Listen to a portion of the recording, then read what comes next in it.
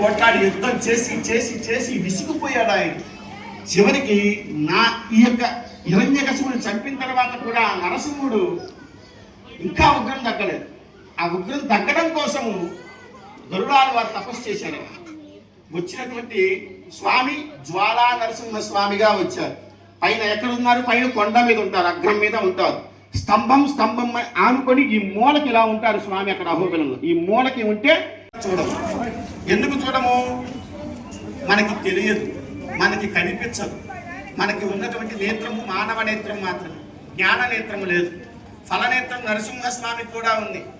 మీరందరూ కూడా అహోబిల క్షేత్రానికి కనుక వెళ్ళినట్టయితే నవనారసింహస్వామి యొక్క దర్శనం మీకు దొరుకుతుంది.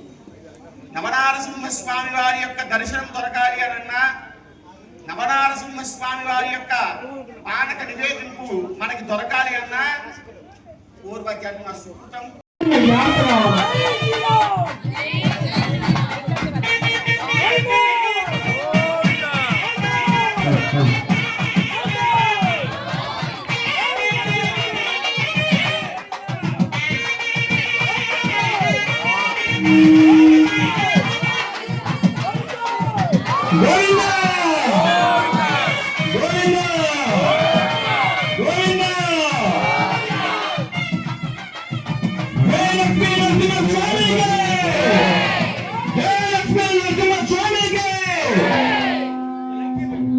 రామచంద్రాయ దినకరాయ